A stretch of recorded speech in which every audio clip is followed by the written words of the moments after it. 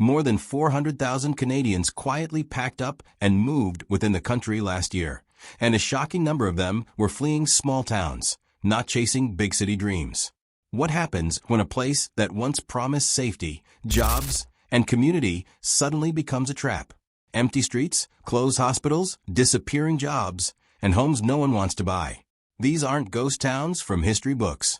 These are real Canadian townspeople are desperately trying to escape right now, and most outsiders have no idea what's happening behind the friendly postcards and tourism slogans. Here's the uncomfortable question no one likes to ask.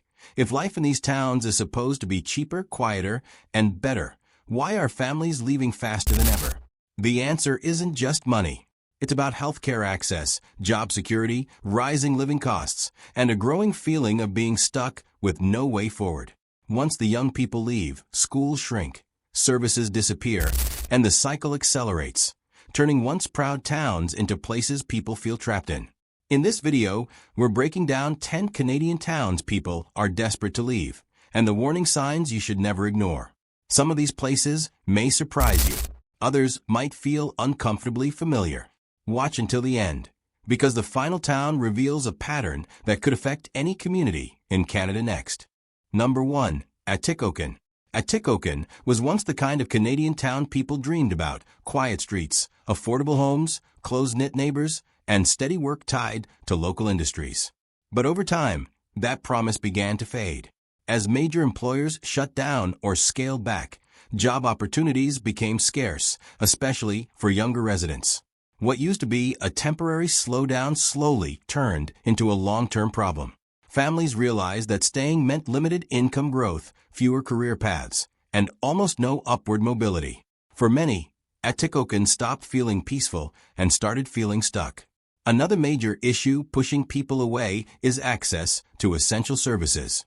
Healthcare options are limited, specialist appointments require long-distance travel, and emergency care can feel uncomfortably far away. Research on rural communities shows that when healthcare access declines, outmigration accelerates rapidly, and Atikokan fits that pattern perfectly. The schools struggle with shrinking enrollment, local businesses lose customers, and once services disappear, they rarely come back. The town begins to feel like it's slowly shrinking from the inside. What makes Atikokan especially painful is that life here isn't necessarily cheap anymore. Rising food prices, higher energy costs, and transportation expenses eat into household budgets, while wages remain stagnant. People don't leave because they want luxury. They leave because they want options. Atikokan is a powerful reminder that when jobs, services, and hope decline together, even the most loyal residents eventually look for a way out. If this story feels familiar, drop a comment and tell us. Would you stay and fight for a town like this, or would you leave? We put serious research and effort into these videos. Support our work by subscribing. It's just one click, but it helps us keep going. Number 2. Barkerville. Barkerville looks charming from the outside. Wooden boardwalks, historic buildings, and a gold rush atmosphere make it feel like time has stopped, in a good way. But for people who actually try to live here, that frozen-in-time feeling quickly turns into a serious problem. Barkerville isn't a growing town, it's a preserved past. Jobs are limited, mostly seasonal, and tied almost entirely to tourism. When visitor numbers drop, so does income, stability, and any sense of long-term security. The biggest challenge residents face is the lack of a real local economy.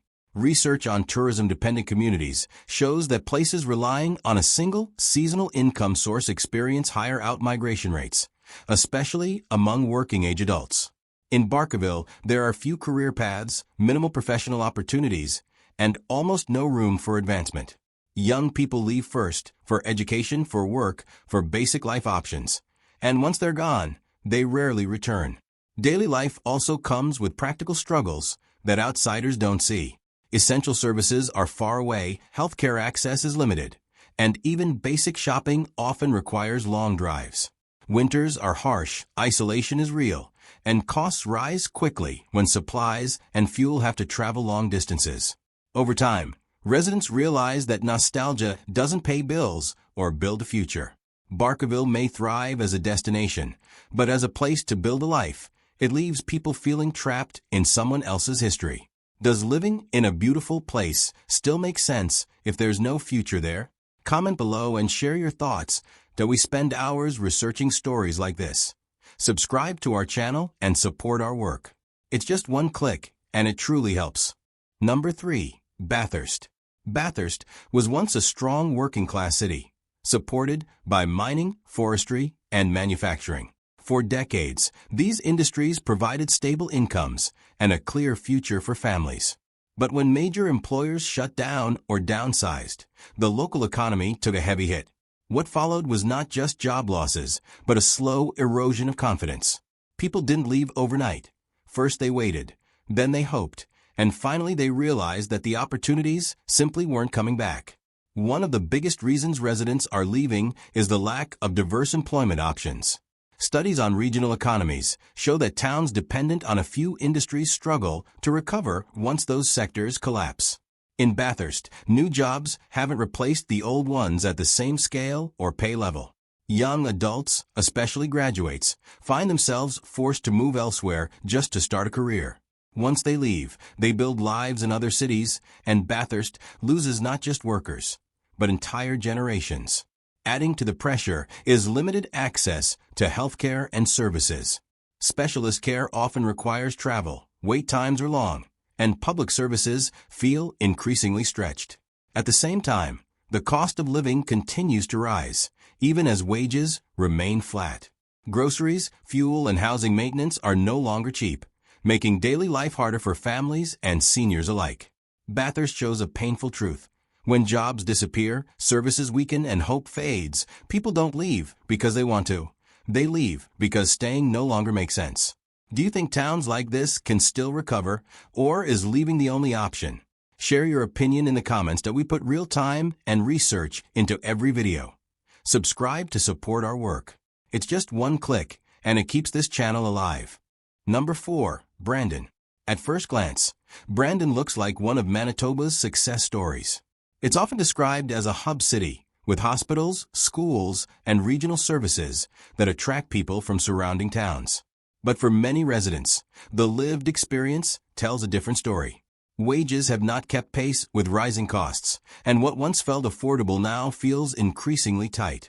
Rent, groceries, utilities, and transportation have all climbed, turning everyday life into a constant balancing act.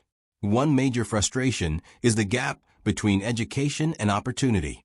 Brandon has colleges and training programs, yet research on mid-sized cities shows that when local job markets can't absorb graduates, out-migration accelerates. Young professionals often discover that to advance their careers or earn competitive salaries, they must leave for larger cities. This creates a revolving door. People come for school or short-term work, then move on once they hit a ceiling. Healthcare access, while better than in smaller towns, is also under pressure. Long wait times, staff shortages, and overloaded services are becoming common complaints. As population growth strains infrastructure, residents feel services declining instead of improving. At the same time, higher property taxes and living expenses make families question whether staying is worth it. Brandon isn't collapsing, but it's quietly losing people who expected more stability and progress. For many, it's not a town they hate. It's a town that no longer delivers what it promises. Is Brandon still a place of opportunity, or has it priced people out slowly? Tell us what you think in the comments. We put serious effort into these videos. Subscribe to support our work. It's just one click, and it truly helps. Number 5. Churchill. Churchill is famous around the world for its polar bears and dramatic northern beauty, but living here is very different from visiting. For residents, the biggest challenge is extreme isolation. There are no permanent road connections to the rest of Canada, meaning most supplies arrive by air or rail. Research on remote communities shows that when transportation options are limited, daily living costs rise sharply, and Churchill is a textbook example. Food, fuel, and basic household goods cost far more than in southern cities, putting constant pressure on families. Employment is another major factor driving people away. Jobs are heavily tied to tourism and government services, both of which can be unstable. Tourism is seasonal, and when visitor numbers drop, income disappears fast. Studies on single-sector economies show that this kind of dependency makes communities vulnerable to sudden downturns. Young adults, in particular, struggle to find long-term career paths, and many leave for education or work with little reason to return. Healthcare and social services add to the strain. Specialist care requires long-distance travel, emergencies can feel risky, and wait times are often longer than people are comfortable with. Combined with harsh winters, limited daylight, and social isolation, mental health challenges become more common, a pattern well documented in northern population studies. Churchill isn't being abandoned because it lacks beauty or culture. People leave because building a stable, affordable, and connected life here requires sacrifices many are no longer willing or able to make. Could you handle life this isolated, or would you eventually leave? Share your honest answer in the comments that we put real research and effort into every video. Subscribe to support our channel. It's just one click and it makes a big difference. Number 6. Leaf Rapids. Leaf Rapids was once a carefully planned mining town, designed to support workers and families with modern housing, schools, and community facilities. But its fate was tied almost entirely to one industry. When the mine that sustained the town shut down, the economic foundation collapsed almost overnight. Research on single-industry communities shows that when the primary employer disappears, population loss follows quickly, and Leaf Rapids is one of the clearest examples in Canada. As jobs vanished, so did essential services. Schools closed, healthcare access became limited, and local businesses shut their doors. Without employment, there was no reason for families to stay. Younger residents were the first to leave, searching for education and work elsewhere. Once they were gone, the town's social structure weakened, making recovery even harder. Studies on rural decline confirm this pattern. When youth leave, towns rarely regain momentum. What makes Leaf Rapids especially striking is how difficult daily life became for those who remained. Infrastructure deteriorated, property values dropped sharply, and even basic maintenance of public spaces became a challenge. Living costs didn't disappear just because jobs did. Residents still faced heating, food, and transportation expenses, often with far less income.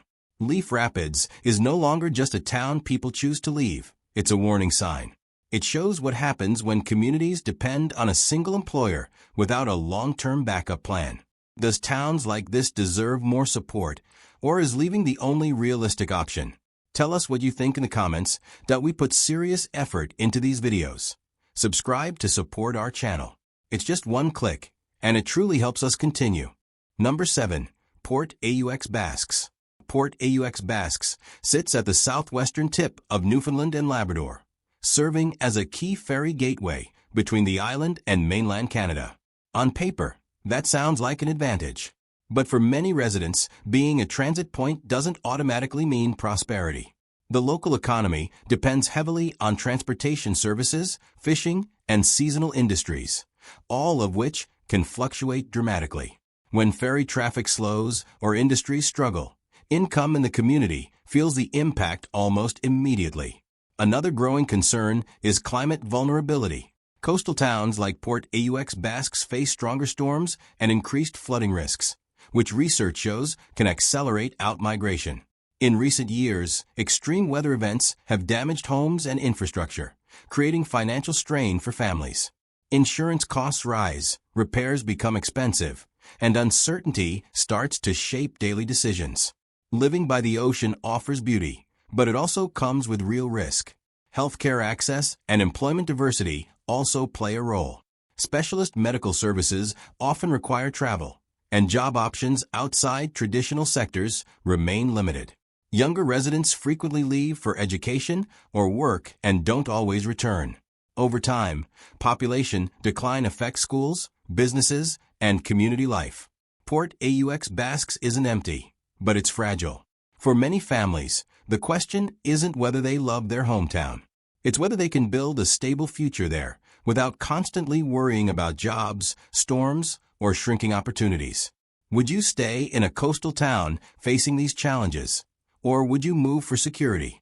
Drop your thoughts in the comments that we put real research and effort into every video. Subscribe to support our work. It's just one click, and it helps us keep bringing you stories like this. Number 8. Tumbler Ridge.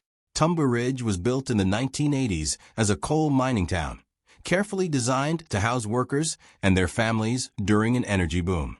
For years, it thrived on strong wages and steady employment. But like many resource-based communities, its fate was tied closely to global commodity markets. When coal demand fluctuated and mines temporarily shut down, the town experienced waves of uncertainty. Research on boom and bust economies shows that these cycles often create long-term instability, even when industries reopen later. Employment in Tumbler Ridge remains heavily dependent on mining and resource extraction. While there have been efforts to diversify through tourism and outdoor recreation, those sectors haven't fully replaced industrial jobs in scale or pay. Younger residents, especially skilled workers, often leave for larger cities, offering broader career paths. Over time, this creates demographic imbalance, where fewer young families remain to sustain schools, local businesses, and community services. Living costs also complicate the picture. Housing prices can swing sharply depending on industry performance, making financial planning difficult. Infrastructure maintenance in remote northern regions is expensive, and healthcare access requires travel to larger centers. Studies on rural resilience suggest that without diversified economies, towns remain vulnerable to external market shifts. Tumbler Ridge isn't abandoned, but it exists in a constant state of what happens next. For many residents, that uncertainty becomes exhausting, pushing them to seek stability elsewhere. Would you risk living in a boom and bust town for higher pay or choose stability somewhere else? Tell us your opinion in the comments, that we put real time and research into every video. Subscribe to support our channel. It's just one click, and it truly makes a difference. Number 9. Uranium City. Uranium City is one of the most extreme examples of how fast a community can fall apart when its economy depends on a single resource. In its prime, this remote northern town was booming, supported almost entirely by uranium mining. Jobs were plentiful, wages were strong, and families believed they had a secure future. But when global uranium demand dropped and mines shut down, the foundation of the town disappeared. Research on resource-dependent communities shows that when collapse happens suddenly, recovery is almost impossible, and Uranium City proves that point. What followed was rapid and devastating population loss. Thousands of residents left within a short period, not because they wanted to, but because there was no work left. Schools closed, hospitals shut down, and public services vanished. With no economic reason to stay, entire neighborhoods were abandoned. Studies on community decline highlight this exact pattern. Once essential services disappear, even those willing to stay are forced out. Today, Uranium City stands as a powerful warning rather than a functioning town. The isolation makes rebuilding unrealistic, and the lack of infrastructure discourages any new investment. Living costs remain high due to remoteness, while opportunities are nearly non-existent. People don't just leave Uranium City, they escape it. It's a reminder that when governments and industries fail to plan beyond short-term profit, ordinary residents pay the price. Uranium City isn't just about the past. It's a lesson about what can happen to any town that puts all its hopes into one industry. Does this feel like bad planning or unavoidable reality? Share your thoughts in the comments below, that we put serious research into these stories. Subscribe to our channel to support our work. It's just one click, but it helps us keep going. Number 10. Wabush. Wabush was built around iron or mining, and for decades that single industry shaped everything: jobs, schools, housing, and the town's identity. When the mines were operating at full strength, wages were solid and life felt predictable. But research on mono-industry towns shows a harsh truth. When the core employer slows down, everything else follows. As mining activity declined and ownership changed, layoffs and uncertainty became part of everyday life, pushing families to reconsider staying. Employment options outside mining are limited, and that lack of economic diversification hits younger residents the hardest. Graduates often leave for education or broader job markets and rarely return. Over time, this creates an aging population and shrinking workforce, which strains local services. Healthcare access becomes more difficult, schools face declining enrollment, and small businesses lose customers. Studies on rural depopulation show that once this cycle starts, reversing it is extremely difficult. Cost pressures add another layer. Remote location means higher prices for food, fuel, and transportation, while wages no longer offset those expenses. Housing values can stagnate or drop, making it harder for residents to move without financial loss, creating a feeling of being trapped. Winters are long, isolation is real, and social opportunities shrink as the population declines. Wabush isn't a town people leave because they dislike it. They leave because the future feels uncertain. It stands as a final reminder in this list. When a town's survival depends on one industry, residents are always one downturn away from having to start over somewhere else. Which of these towns shocked you the most? And do you see similar signs where you live? Tell us in the comments that we put real time and research into these videos. Subscribe to support our channel. It's just one click, but it means everything to us. Across all 10 of these towns, one powerful pattern keeps repeating itself. When opportunity shrinks, people leave. It doesn't happen overnight. First, a major employer closes. Then young people move away for education or better jobs. After that, schools lose students, hospitals struggle with staffing, local businesses shut down, and the sense of momentum disappears. What looks like a quiet community from the outside may actually be fighting a slow and painful decline from within. Research on rural depopulation, economic dependency, and migration trends shows that towns relying on a single industry are the most vulnerable. When mining slows, when tourism drops, or when transportation routes change, entire communities feel the shock. Add rising living costs, limited healthcare access, and infrastructure strain, and the pressure builds quickly. People don't leave because they stop loving their hometown. They leave because they need stability, healthcare, education, and opportunity for their families. But here's the deeper question. Could this happen anywhere? The truth is, many mid-sized and small communities across Canada face similar warning signs. If jobs are limited, services are stretched, and young residents are moving away faster than they return, the cycle can begin almost silently. Recognizing these patterns early is critical, not just for policymakers, but for families deciding where to build their future. These towns are more than headlines. They are reminders that strong communities require diversified economies, accessible healthcare, sustainable planning, and long-term investment. Without those foundations, even the most beautiful and historic places can struggle. The lesson isn't fear, it's awareness. When we understand why towns decline, we can better understand how to prevent it.